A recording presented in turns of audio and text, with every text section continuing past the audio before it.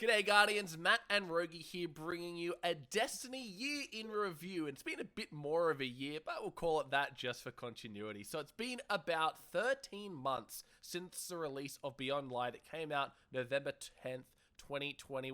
Today is December 20th, 2021. Yeah. So it's been quite a while since Beyond Light came out. And with Witch Queen just around the corner, Matt and I have been feeling a little bit nostalgic and wanted to kind of go back, get in a time capsule and have a look at what came out at the start of this expansion cycle of Destiny 2. So Matt, let us know, what are we going to be looking through today, just so everyone can kind of get an idea of what to expect. Well, we're going to go through and have a look at everything that dropped with Beyond Light's expansion when it came out last November and the seasonal content that came along with it. So since then, we've had about 4 seasons. So it's going to be really refreshing to dive back and see what we were given back then. Perfect. We're going to be looking at doing this as a 4-part series. Obviously, there have been 4 seasons since the release of Beyond Light. Season of the Hunt, Season of the Chosen, Season of the Splicer, and of course, the season we are currently in, Season of the Lost. Now, we figured we would just do these in all one video, and it turned the list was getting very, very, very long. And we're like, ooh, maybe it's best to space these out 1 week at a time. So we're going to be kicking it off at the start of this expansion cycle, Beyond Light and Season of the Hunt. So let's go ahead and have a chat about some of the activities that came with us. Now, this one's particularly tricky as Season of the Hunt and Beyond Light are kind of a package deal. But Yeah, they kind of just dropped together. Yeah, they really came out together, and Yeah. it's been something that is in Destiny history pretty lackluster for a lot of gamers. They find a seasonal expansion does not deliver on the seasonals front, and I think that can really ring true for Season of the Hunt. What are your memories first off of Season of the Hunt? I actually had to look at what actually dropped this season of the hunt because it was so forgettable. But for me, honestly, it was the lures. I remember at the very beginning of the seasonal drop, and I was like, it's really great to have a way to target farm weapons. Destiny being the first game that I ever really played where you could do any sort of loot farming or loot targeting. So, Yep. little did I know at that point that that was a pretty poor system. But at the time, I really liked going through those lure hunts and getting the guns that I wanted. Yeah, and I think that really just sums up Season of the Hunt was lure hunts. But let's talk about Beyond Light, because Beyond Light did launch in tandem, or rather, Season of the Hunt launched in tandem with Beyond Light. That was the big title card for that. So let's have a look at some of the activities that I guess are still prevalent today. Because again, we were tossing back and forth, how much of Beyond Light do we want to cover? And I think it's important to look at what are the things that Guardians are still doing today that Beyond Light brought us. So we'll go through one by one and we'll get each other's thoughts on this. So we'll start with the EXO Challenge. I think when the EXO Challenge came out, I was really excited. It felt like something fresh and new. With only 3 variations, I wasn't expecting it to be as replayable as some of the other, I guess, activities that have come out. So after kind of doing it for the 3rd or 4th time, even though it's a pinnacle activity, it kind of just fell to the wayside for me. What are your thoughts on that? Yeah, that was the same for me too. I remember diving into that very first one where you could get like frozen or whatever the mechanic was, It's and like a I jumping just thought it. puzzle, right? Yes, yeah, I thought it was great, and yeah, I was the same to me after replaying about each of them, 2 or 3 times. They just weren't fun. There was Yeah, no replayability there. it's a Yeah, great activity at the start of a fresh season when you're yeah, wanting like an extra pinnacle drop. So I think yeah. that's the purpose that it will probably go ahead and serve. Now, even more forgettable than the Exo Challenge come the Empire Hunts. Now, the Empire Hunts were a little bit confusing at first, and this is due to the nomenclature of having Season of the Hunt and Lure Hunts and then Yes. Empire Hunts. It was Yeah. very unclear, were these the same thing? If I was doing an Empire Hunt, was I Yep. technically doing a hunt versus if I'm doing a lure hunt? Like, what? It's a bit confusing Yes. when I think back on it, right? It is awful marketing for an activity. It is so bad. Yeah, it's just poor choice words, poor choice words. But Empire Hunts, Yeah. I don't know. I still think the meme carries true when you're entering in against, I think it's Praxis, and they're like, Yeah. Slayer of Oryx, God Killer, let's see if you'll beat me, a regular fallen captain. It's like, man, whatever confidence that guy has, I want some of that. Yeah, for me, like I didn't like Empire Hunts because after playing the Beyond Light campaign, like the very first time you do it, it's not too bad, Yeah. like you go through and or whatever. But then you introduce to Empire Hunts directly after as like the activity, and it's literally just the same 3 missions that you did in Beyond Light, and it's like Really? Like a full expansion? It's the exact same content again? It's an Ugh. interesting conundrum because you've got people, and with the sunsetting of Forsaken, I've seen so many requests on Reddit saying, I want to replay old missions. I want to be able to go back and select missions.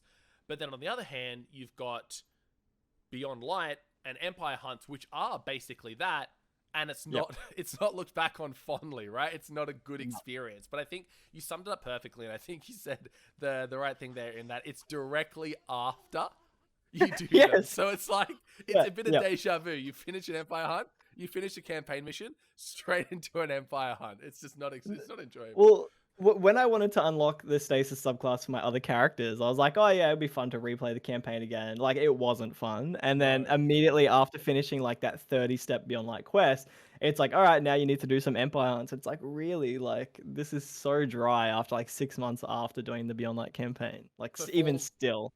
Yeah, so you reckon it falls into that same camp? It's something to do at the start of a season to get some quick pinnacles? Yeah. I think there needs to be better loot tied with Empire Hunts. Like, it's like if I want to run an Empire Hunt on like different difficulties, let me somehow... Give me Grandmaster. Yeah, give me like a Grandmaster one where it's got like an adept Beyond Light weapon or something like that. Yeah, we'll talk about Beyond Light weapons in a second, man. I don't think having an adept status is enough for them. But Legend and Master Lost Sectors.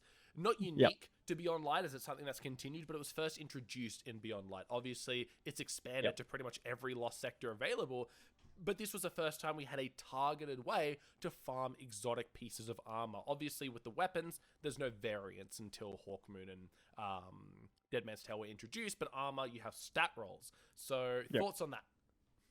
Yeah, really good way to get your exotics. I think it's a really good way to introduce like bringing new exotics into the game. Like season after season, we've seen new ones, and it's become like a nice, reliable way to get them. I like the idea that you will only drop the exotic that you haven't got first. That's great. It's like kind of like it's protection there.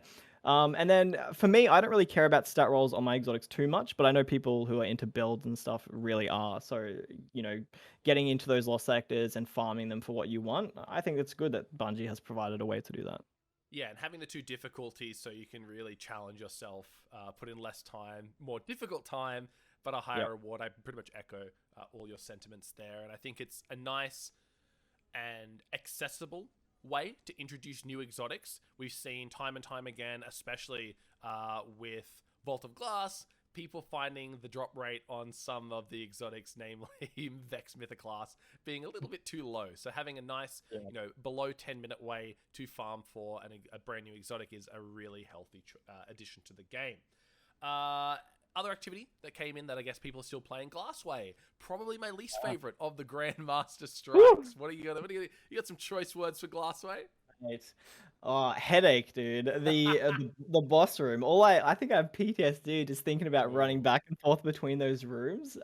You running Invis Hunter to kind of keep us alive there. Yeah. Oh man, I do not miss that. I think we've only done that like a handful of times, and we've never gone back to like farm whatever it was that week. Because no way, I think no way. Every single Grandmaster, maybe Corrupted, it was the other one that I got to the point where I just wasn't enjoying myself. I like the challenge of Grandmaster and Glassway. It's because it just comes down to that room. And if you remember, the first time it was a 30-minute cap before you lost all your lives. Now it's gone up to 45, which is very, very generous. But 30 minutes, by the time you get to that boss room, you only have about 5 minutes left. And of course, the power level on Destiny has skyrocketed, not in terms of actual light level, but just when you think of mods like particle deconstruction, it just makes things so much easier than it was when this first rolled around. Getting to the boss room in 25 minutes, that was good. That was considered good. Yep. Not so much. And you had to make your impact on the boss within those last 5 minutes if you wanted to try and get the 30-minute clear with any kind of protection there. Exactly. Like, it was so unforgiving. Yeah, because you got to take it slow because those Wyverns are probably one of the most deadly enemies in the game. And it feels like it spawns... You go. Oh yeah. So it feels like it spawns like 20 overload minotaurs and like anti-barrier hobgoblins as well. It's just so much. It's way too much. Too far sidetracked, but I always see people worrying about if they'll ever add a champion Wyvern. I think not having them as champions is even more deadly because you can just stun a champion and kill it, right? Yes. Yeah. You can't stop a Wyvern. It just keeps coming. Think about the challenges in Vault of Glass. If it was a champion, you stun it, but they just keep walking at you, fearless chickens. They're absolutely awful. That is the Um, scariest enemy in Destiny. yeah, Destiny. no Yeah. doubt, no doubt. And Yep. touching on raids, Vault of Glass came a little bit later, but of course, Beyond Light dropped with a raid. It dropped with the Deep Stone Crypt, which is a Yes. beautifully and thoughtfully constructed raid, and it's one of the ones that gets people into raiding because I think you look at Garden of Salvation, you look at Last Wish, they're both quite difficult and quite intricate. But I think Yep. when it comes to Deep Stone Crypt, there's enough, I guess, safety nets in place that one person missing a mechanic or dying does not completely derail the entire thing. So it was the first raid that either of us had ever Yep. completed, Yep. and I think it holds a very special place in both of our hearts. But tell me about your experience with Deep Stone Crypt. Uh, so when I think of Deep Stone Crypt and like our very first run, the first time that you jumped out into the spacewalk and hearing that Deep Stone Oh, lullaby, that literally pulls the heartstrings. I just remember thinking in that moment, like, as you're flying through space, doing that little jumping puzzle, like how big I guess Destiny is. Like obviously it's like a planetary game, like it's a space game, but like being out there, it was like wow, like you really do feel small in like a game that has so much potential. And for me, yeah, that felt like everything. I was like, it almost felt like to me, I had made the right choice to be playing Destiny. yeah, And that's yeah. how it felt. Yeah. The encounters, the enemies, the music. I think Deep Stone Crypt Yeah. really had it all that reminded people of the potential that Destiny had. Overall, Beyond Light, understanding the Bungie's limitations, COVID, it kind of threw a spanner in the works. A bunch of content could have been cut, but I think Deep Stone Crypt did not suffer any of that. It was peak No. Destiny and continues to be a benchmark for all raids moving forward. Let's talk weapons. So Yep. those are activities out of the way. Let's talk guns because it's the biggest part of Destiny. It's what everybody loves to do. They love to shoot their guns. They love to get their random rolls. We'll start with the Beyond Light weapons. Now, there's 8 of them? I think 7 or 8. Yes. Yeah. And how yeah. many of those 7 or 8 do people use today? Look, I would say I think one of them is in my vault, and the rest are just in the Shard on collections. sight. Shard on sight. Instant shard on site. Okay, so Yeah, out of that one, which Yep. one is it? Which one is it?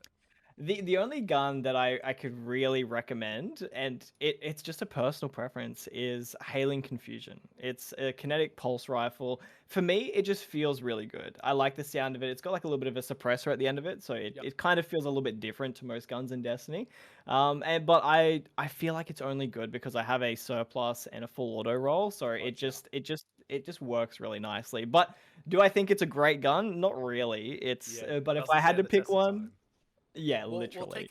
take us through what are all the guns? First of all, what are all the guns that came out in Beyond Light? What would be the role that you would seek?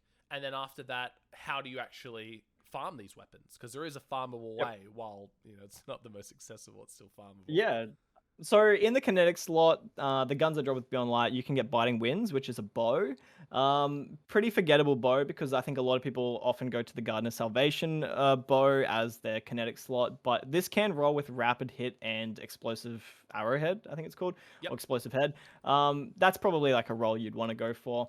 Another kinetic one is the Hailing Confusion Pulse Rifle, which what I mentioned before. I don't necessarily think that's good, but the roll I use feels nice.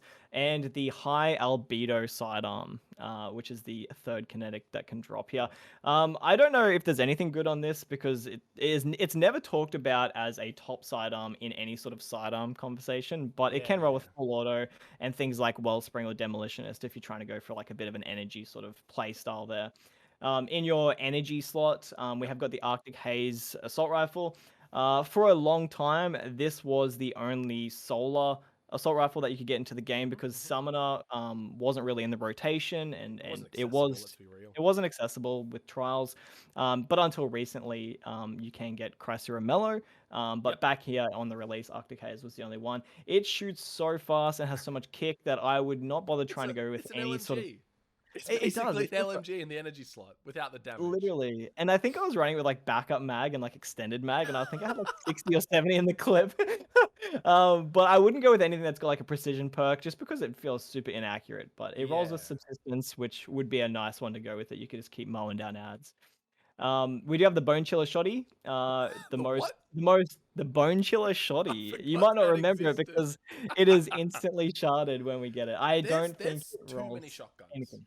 There's too Yep, many yep, shotguns, and I think this one is probably the most forgettable. I yep. forgot it existed. It has a whopping 1.8 rating on Light GG for PvP, and like that's where you use shotguns, so you know that that's instantly forgettable. It must not have like There a quick draw opening shot or anything like that. it has opening shot, but nothing else good. That's the Oh, only good perk. okay. Well, We have a gun that I was interested in using for this current season, being like a fusion rifle meta. It's the Coriolis Force. It's an energy fusion rifle. But again, with this season, current season that we're playing at the moment, it's not in any sort of conversation. So I feel like this fusion rifle hasn't had a place in any yeah. time over the last 12 months. Void Looking fusion at its rifle, perks, correct? yes, yeah, and looking at Yeah. its perk, it's got nothing that stands out in any sort of way. We have got in the power weapon slot, we have got the thermal erosion machine gun. It does roll nicely with a Zen Moment Dragonfly, but that's about it. And again, I'll sort of round back to why I don't recommend it. And the last weapon is the rocket launcher, the Sub-Zero Salvo. Yeah, not salvage, just And salvo. not The salvage, I other wish. salvo. And it can roll with Ambitious Assassin with Chain Reaction or Cluster Bomb, which is kind of Bad. standard. But I think, like you said, with shotguns, there's so many rocket launchers in the game that it's They so can easy all just to roll forget with about that. it. Like, Yes, yeah, yes, they can all yes. roll with that, it feels like. And literally, and that's the conversation with any of these weapons. Nothing really feels unique. Like with the weapons that we get, season to season, new perks coming season to season. Yeah. Nothing here stood out as anything brand new. And the reason that I really can't recommend any of these, and same with the fusion rifle, which I was interested in, is to farm these. You have to go to Varix and you have to do some silly like long quest that like involves you doing so many like different hoops to jump through, killing different ads in a certain way, going to different Yeah. locations. It's like the It's longest like a process. four-step quest, right? Yeah, literally just to get a single gun. And like no one is wasting their time for a long quest to get a mediocre gun with mediocre rolls. You can't So focus it either. Similar to no. in Beyond Light, not Beyond Light, sorry, Season of the Hunt, we got that first glimpse at focusing, essentially, Yes. right? Where you would Yep. choose which perks to exclude. There's none of that available in these quests, is it? No, nothing will roll with double perks. Nothing will roll with like certain perks and certain columns. There are a couple other ways to get these guns. Like you can, I think the first law sector that you run on a day, like a daily reset, will give you one of these weapons. But Does it again, include it's armor as just well? it does. I Okay, think so yes. again, So, even then, like the pool is really flooded. Okay. yeah, and that's like with your master hunts, like the Empire hunts, and your exo challenges. The loot is also convoluted with armor. So, Yeah. yeah, it's makes it really tricky and not desirable at all. Yeah, and I think what adds to the undesirability of those guns is the aesthetic. They might be the worst style of weapons in Yes. Destiny 2, and Destiny 2 has some great looking guns, and it's Yep. not like they're great, they're just not as good as everything else. They look bad. I get the aesthetic, right? It's like, think of Lost Planet back in the day, right? You're in a hostile environment, so you're putting together whatever you can, and you have, I don't know, orange PVC pipe and some, I guess, flashlights without batteries that shoot bullets all of a sudden. So they're a real weird aesthetic. I get the design choice, but I'm not a fan. Nah, Now, not at Season all. of the Hunt. Season of the Hunt had a lot of guns as well. So I say a lot of guns. Actually, only five. Only 5 weapons for Season of the Hunt. But it did introduce us to that focusing that we mentioned. So right now, with the Umbral Engram system, we have a reliable way of narrowing down our choices. And this was before Umbral Engrams were reintroduced into the game. So we had the lure. And what happened was you would have lure mods. These were modifiers that you could insert into your lure to then exclude certain perks from a roll. So basically you could say, yes, I'm going to do this lure hunt for a friction fire, and I don't want my friction fire to have sympathetic arsenal, slideways, auto-loading holster, or Zen moment, right? So you could do some nice things like that. But then so you'd only have 4 perks to contend with instead of the 6. But let's have a look at some of the guns that came from those lure hunts. So Friction Fire, we've already mentioned, was a kinetic SMG. I think this was the start of SMG supremacy. The only problem I have, and I know we'll probably talk about it in the next one, is it immediately got overshadowed by Extraordinary Edition. Yeah, I really enjoyed my time with Friction Fire. I think mine has a couple thousand kills on it. Yeah. It just felt so nice. It felt strong, and it just felt like the perks that it rolled with like made an impact when you were using it. But absolutely, as soon as the next season rolled through, Friction Fire started collecting a lot of dust. I've revisited Friction Fire Yep. once they made the changes to drop mag and the changes to subsistence, and I'm finding Yep. I'm having a lot of fun with it. I'm having a lot of fun with it. So subsistence Rampage is the role that I go for. Looking across, Deafening Whisper, a unique weapon, only gun in the game right now that has a waveform grenade launcher. And here's the thing. Yep. Grenade launchers are in a really interesting spot. Think about Ignition Code. Think about Empty Vessel. They're utility weapons at the moment, right? You want that blinding grenade mod because you're using them in high-end activities. You don't even have to hit your target half the time. And when you do, not only is it doing basically the full HP bar of a red bar, it's stunning every enemy for like 4 seconds. So where does Deafening Whisper fit into your arsenal, do you think, Matt? I like running it just to be a little bit different. That's honestly why I like it. I have a role with Ambitious Assassin, so for me, I always love having 2 in the chamber. That's just like a given for me when I'm running a grenade launcher. Yep. But I just love the uniqueness of it. I love being able to like block a lane, even though like ads aren't super aggressive in Destiny too much. But I just love being able to like section off enemies like that. It's just a lot of fun. And you know, when I saw that if a fire team wanted a 3-man ribbon in Last Wish, and that Deafening Whisper was the strat, I began to fall in love with the gun. The fact that it can do some pretty big damage to bosses in that sort of form, it's definitely one of my favorites. Yeah. Yeah, again, totally unique. If you haven't picked yourself up a Deafening Whisper yet, go ahead and do so. It's such a fun weapon to use. When ads are streaming out of corridors, it can basically wipe them out. And I think it might have one of the funniest animations for when an enemy dies. They just kind of like... They just flop over. Yeah, because it's just like this purple fire wave on the ground, and the game doesn't really know what to do when the enemies touch it, so they kind of like... don't take any recoil or any force. They just fall over. So you'll get a few laughs out of it at least. The role that, like Matt said, Ambitious Assassin's nice, having 2 in the chamber. Combining that with either Threat Detector or Rampage is a great way to power up your Deafening Whisper. So that's obviously a Void Grenade Launcher as waveform. The other weapon of the other energy weapon coming through is also a Void weapon. It's a Void Scout Rifle called Royal Chase. Now, I'm a big fan of Scout Rifles, so this was one that I hunted for the most. The role that I really like was Full Auto and Dragonflight. Now, Full Auto, of course, now is a perk, is a mod, sorry. So does that reduce the value of Royal Chase with Full Auto? At the moment, yes. But I'm interested to see what Bungie end up doing with that perk. Other than Full Auto, what are some of the roles that you might request there, Matt? It looks like you can get Firmly Planted, or not Firmly Planted, sorry, Field Prep, Auto-Loading Holster, No Distractions, Grave Robber, or Slideways. Which of those 6 or other 5 perks do you think would really stand out on a secondary scout rifle there? For me, I like auto loading. I don't know the practicality of it because my mind instantly goes to like using a scout rifle for champions and, you know, more notably like an anti-barrier. And more often than not, if I'm using anti-barrier on my scout rifle, I'm usually trying to keep like a full mag to try and break the barrier. So stowing it away to proc auto loading sometimes feels a little bit counterintuitive. But for me, I still like full auto, purely because then my mod slot can be something like a major spec or like a backup mag. Dragonfly spec, right?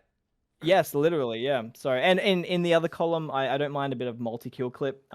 If I'm, you know, mowing down red bars and I feel like getting that extra damage boost. I think both damage perks, Dragonfly and multi-kill clip, are really fun to have on it. It's a great scout rifle. It sounds good. It looks good. I think that's another thing. The aesthetic of these guns. I don't know if you remember, but they actually changed halfway through the season. Yes, they had this really kind of sleek wooden and metal design. Yep. And then we logged on one day and they had these kind of like Hive etchings glowing purple in the side of them. And it was like, what's happened here? What happened to my gun? Nothing else changed but those aesthetics. I thought that was a really cool little... Did they ever address that? Why that happened? No, I think it was just to do with like the High Celebrant coming out. It was kind of like to the little highlight marks that. on it. Yeah, I don't know. It was fun though. It was fun. It was pretty cool. I've never done that since either, so it's pretty cool. Yeah, they haven't actually changed the aesthetic halfway through a season. That's kind of, who knows? Maybe this won't be the last time. We'll see, right? With weapon That's right. crafting, we might even be able to change the entire look of a gun based on what we end up doing. Yeah. All right. So going into the heavy slot, we got 2 weapons here, Corsair's Wrath and Blast Battue. I actually have not rolled with a Blast Battue that I'm happy with, so I'll leave the dissemination of that weapon for you, but I'll talk about Corsair's Wrath here.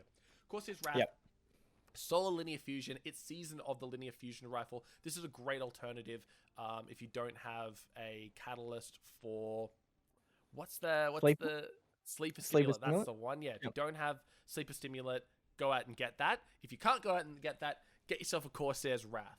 It can roll with some nice perks here. I think Firmly Planted and High Impact Reserves is a great one to have. It just allows you to do so much extra damage on those last few shots. By then, you've already stacked up 5 stacks of Particle Deconstructor, so those last few bullets are really starting to hit hard. The only downside, it's got a lot of rubbish perks. I can't see myself ever wanting Pulse Monitor and Unrelenting on a linear fusion rifle, but they're there. It can definitely roll with those. Thankfully, you can exclude them, and I imagine you will pretty much every single time you're going for that. Yeah, it came out at a very bad time. Fusion rifles, linear fusion rifles were just... I think mine sat in the vault until Season of the Lost. Yeah. I grabbed it and I've never used it once. Yeah. Yeah, so if you have one, now's the time to crank it out. If you don't have one, go and get one. Give it a go. Again, the aesthetic of it just looks nice to wield. It's got a great audio, like charge up and shoot, I think is one of my favorites about it. But Blast Battue, let's head over to this guy. Some really powerful rolls, which really rubs the dirt in a little bit more. Salt in the wound to me not having one. But I think the roll you're after, Clown Cartridge and Chain Reaction, tell us about how Blast Battue can really highlight those 2 perks together. Yeah, so for me, because I was a new light player, I started playing Destiny just before Season of the Hunt dropped. Blast Battue was one of those guns that I got, and I was Googling, what's the god roll. It felt really cool. It felt powerful. I liked the feel of it. I love the sound of like... Tink, tink. Yes, it's so cool.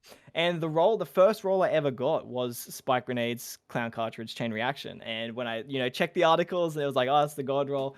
I started using it. I think I've got like 5,000 kills on it. It just feels so timeless. It sounds really cool. It's really good for ad clearing. It's, arc if you ever need to deal with arc shields. It's just a lot of fun. I don't bring it out as much anymore, just purely because the meta shifting in PvE. Last season it probably got its work cut out for it, didn't it? It's a lot of fun to run with Salvage's Salvo, the seasonal weapon that comes out later on. But yeah, really good grenade launcher, and if you can get one, I highly recommend it. I feel like that one is going to be pretty timeless. Right. Of course, I think Chain Reaction just really adds that extra bit of oomph to a grenade launcher, especially a heavy grenade launcher and rocket launchers.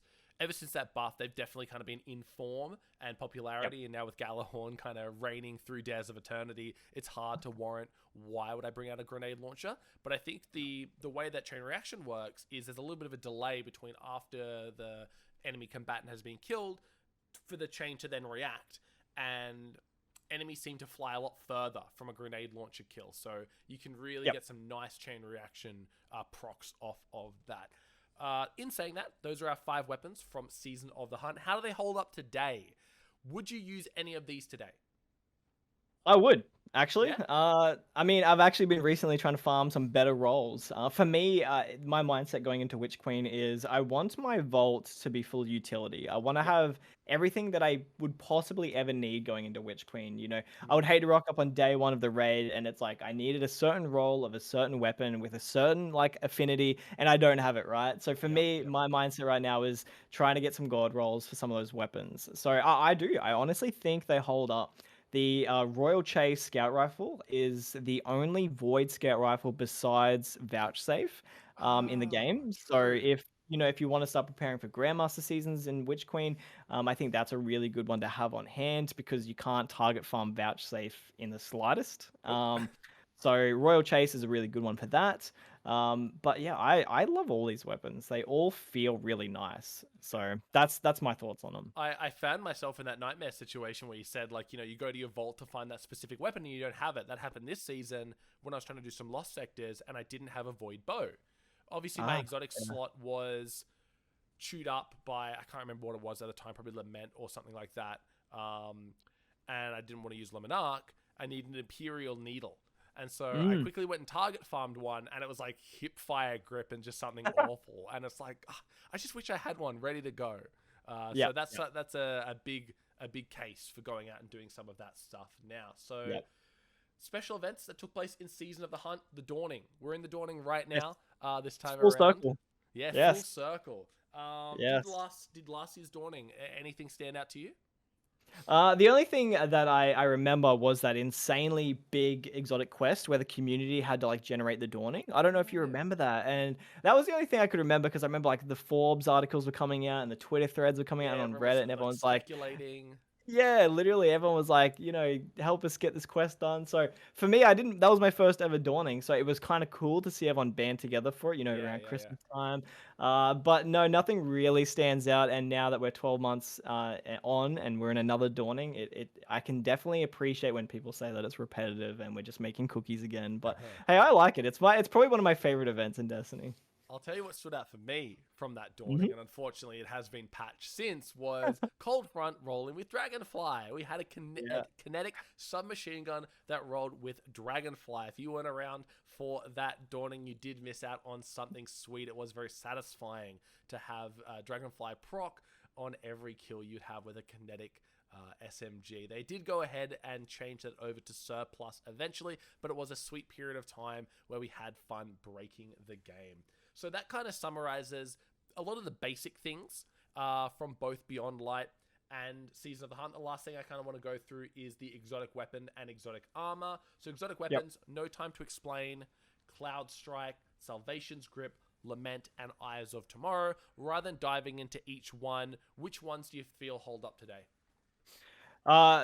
Lament. Lament is still the meta if for any sort of like the sustained or burst damage. It's so good.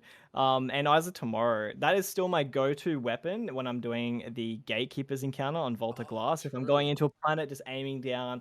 It's so good. I think I would like to see Cloud Strike come into some sort of meta if snipers get some sort of buff or some sort of debuff, like artifact mod. It's just cool, right? It's just a cool gun to use. It is. It's really fun to use. And until like pulse rifles get some sort of PvE buff, I can't imagine No Time to Explain is ever going to come out and get some gameplay.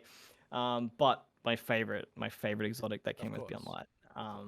Tell me about like the undeniable Salvation's Grip. Salvation's Grip, it gripped out Salvation. How good is it when you're trying to get somewhere in Destiny and you can't get there? And you just Salvation grip the wall and you're there. You can do it. That's incredible. For all of you players out there, it's time to bring Salvation's Grip out of your vault and start breaking the game. And there was, of course, the Beyond Light ones. We did have one exotic weapon coming with Season of the Hunt, Hawkmoon. Our first taste of exotic weapons with random rolls. I think it's fine for guns like that, where it really focuses on the gunplay rather than doing something wacky. When you think about Dead Man's Tale, when you think about Hawkmoon, they're not wacky weapons. They're just good, reliable, kind of top of class in that hand cannon slot. So after farming a few Hawkmoons, getting the catalyst, firing off those 10-stack paracausal effect or whatever it was called, I can't remember now, hearing the hawk in the back of your ear every time you hit those 10 stacks. What are your thoughts? Yeah, I like it. I don't bring it out anywhere near as much as I did during Season of the Hunt, but being able to sort of a reliable way to get a random roll on an exotic is great. Like it was kind of game changing. Well, from what I can imagine in Destiny's history. Right? Yeah, and it was a hard activity too. So it wasn't like the game was giving you like a free randomly rolled weapon. Like you kind of have to work for it with Harbinger. But I got a rangefinder roll and it just feels fantastic. Yeah, I really liked what they did with that. That was like a really promising sign of what was to come for the future. Yeah, awesome. And I'm curious to see if they do it again. I remember community opinion was mixed. You had people that were like, this is great. I love being able to have perks that, I can get some variety. I can either have Outlaw in my Dead Man's Tale or I can have Vorpal Weapon. Typically the gun wouldn't roll with both. So being able to have one for one specific purpose and one for the other was a nice change of pace. Exotic armor, though, the other side of the coin here, we had 2 pieces of armor coming out for each class. We had the exotic helmet, precious scars, mask of Bacchus, and dawn chorus, and of course the exotic arms, Icefall mantle, Aetheri's embrace, and necrotic grips. Similar fashion, which one of those stand out for you as meta-defining piece of armor that still hold up today? Honestly, the 2 Titan ones don't come into any conversation. I know there's been high hopes for Precious Scars on Yeah, release, lot major of murmuring. disappointment, Lot of murmuring. and when the word came out that it was going to get buffed in season 15, again, there was a lot of promise that it was going to be good, and there was a lot of disappointment there. So on the Titan front, I don't think any really have a place. I think PvE, you might be able to get like a cool Icefall Mantle build happening with, something to do with stasis. But that would be purely enjoyment. I don't think anything's meta defining there. What about for Hunter or Warlock? What do you think? Yeah, I think Mask of Bacchus, it's fun.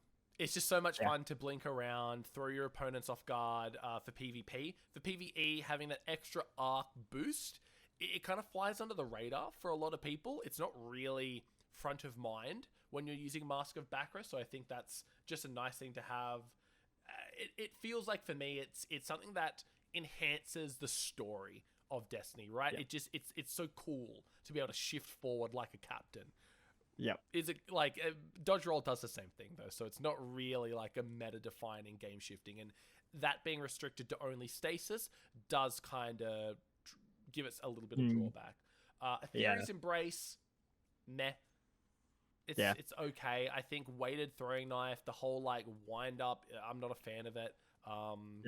The damage is there, but we just see damage numbers are so ridiculously high these days with things like Particle Deconstructor that it doesn't even hold up. It doesn't really hold a candle to them. So maybe if the power level gets decreased next season and we stop seeing so many enhancing debuffs or enhancing buffs come through, we might see things like Aetheri's Embrace that is just like a 300% extra damage on your throwing knife will come out to play. Dawn Courier, couldn't care less. The perk it doesn't interest me in the slightest bit. But Necrotic Grips. That has been a hot topic. Season in and season out. It always seems to be coming back up. That kind of feels like a mini Telesto issue, right? Like every now and then Necrotic Grips has got some sort of like bug with it. I know right now in Season of the Lost it shipped with like a pretty big issue with like Warlock's melee ability and grenade like kills and stuff like that would just like spread the poison. So I really like Necrotic Grip. That whenever I pull on Warlock, its synergy with Thorn is insane, and just with any of those like solo subclasses, it's actually a lot of fun, that one. Yeah, I really think seeing that synergy for the first time was so cool, because for the longest time we've been kind of brute forcing synergies between exotic guns and exotic pieces of armor, but to having a confirmation that the poison from Thorn is the same and spreads the same as the poison from Necrotic Grips, it's just such a match made in heaven. So really, really happy to see that work. That's pretty much it. That's our little season in review. All in all, did you enjoy your time in Beyond Light and Season of the Hunt? At the time, I did. It was all I really knew coming into Destiny. But looking back on it, overall, it does feel pretty lackluster. It's crazy to me that I feel like I've had more fun with seasonal content than I had with a season that shipped with an entire expansion. Like, that's crazy to me. Like, an entire expansion felt lackluster in comparison to what I'm getting in current seasons. So, but it's helped pave the way for these current seasons, which I am enjoying. So, Season of the Hunt does have like a nice place in my heart. The weapons from the lure activities are insanely fun, that I'm going to continue to grind for up until Witch Queen. But what about you? What are you thinking? Yeah, I like that you said grind for when it comes to getting those Season of the Hunt weapons, because the grind is actually not that long. A hunt goes for like 3 minutes, right? Like they're very, very easy. And I think we've, playing some of the latest match-made activities, they're a lot of fun. There's a lot of enemies, a lot of depth, but in terms of time investment and reward, there's nothing beats a hunt. Nothing just beats going in, getting that buff, lamenting the boss in like half a second, right? So it's nice and easy. Yeah. I think Beyond Light was fun. Stasis was great. The exotics, hit or miss. Season of the Hunt. Historically, Destiny doesn't do a great job of releasing a seasonal piece of content alongside an expansion, as resources are clearly going towards the expansion and not the season. Absolutely. It happens. It's understandable. Season of the Hunt might go down as one of the worst seasons that's ever been introduced. But like I said, the activity is nice and farmable. Any final thoughts before we go ahead and wrap up today's video? No, I am excited to break down each season piece by piece. It was really cool to revisit Season of the Hunt and what actually happened when Beyond Light dropped. Yeah, loved it. No, thanks everyone for tuning in. Next week we will be covering, of course, Season of the Chosen. Probably not as long a video as there is not an expansion that goes hand in hand, but I think Season of the Chosen, such a defining moment in Destiny's future.